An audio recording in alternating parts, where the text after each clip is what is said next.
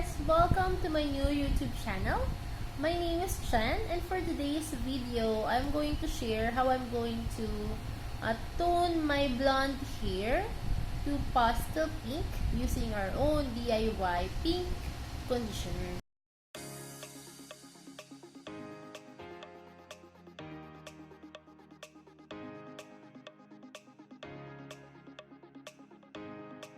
So, this process is best for bleach hair, like mine. This is actually uneven, kasi, I already bleached, like, twice na sa part na to. Then, this one was from black. And, if,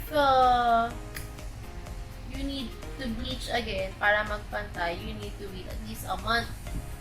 So, para hindi siya talaga ganyan uneven, we're going to tone the color just to add some pink to the hair. But if you have black or brown, I think you can tone para ma-lessen yung brassiness ng hair. Kasi diba, if you color your hair to brown, hindi siya talaga brown. Ang magiging color niya is like orangey brown, like may siya yung tinatawag nila na tanso, yun yung kulay. So what you can use is the purple toner. I remember buying actually yung purple conditioner before, but it didn't work as good nung ako yung nag-DIY. Kasi when you DIY, you can control the amount of color, unlike kung bibili ka ng commercial brands na meron sa market. Marami yan.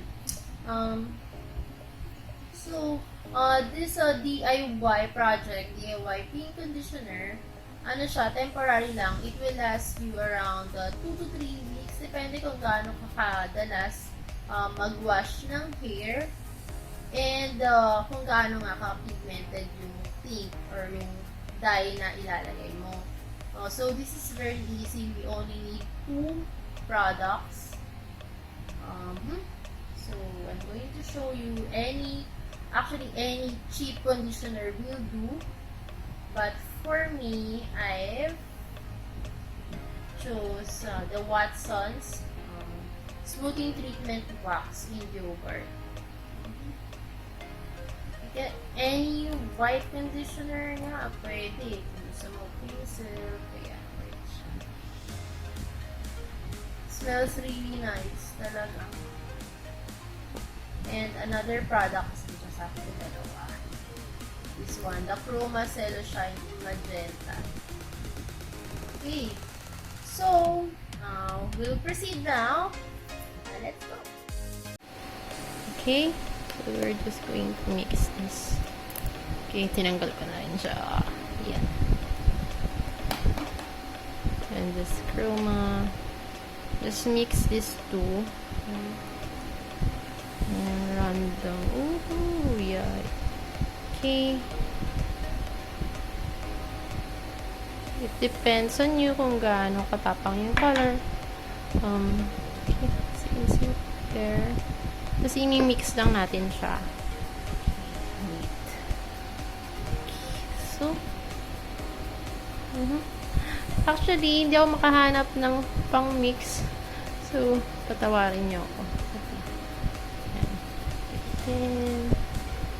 Let me mix this, okay?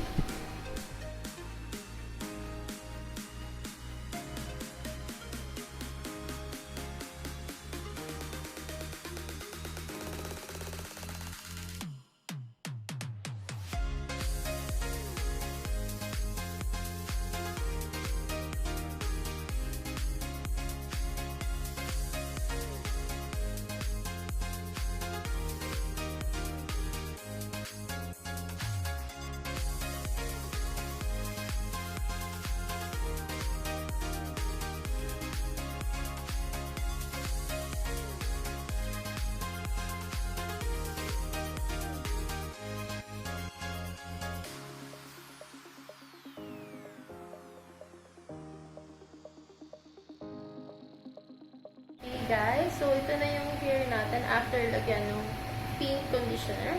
As you can see, more on neon pink siya. But, mag-fade pa ito mamaya kapag binalawan natin after 30 minutes. So, let's see kung ano magiging color.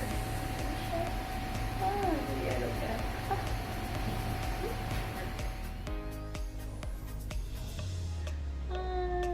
So, ito na yung buhok ko. Oh my god. Alis na daw kami. Wait lang.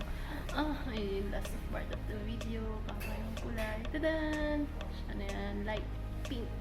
Okay. Tutok-tok dilaw. Yan lang. Yeah. That's it for our video. See you sa next po. Ciao!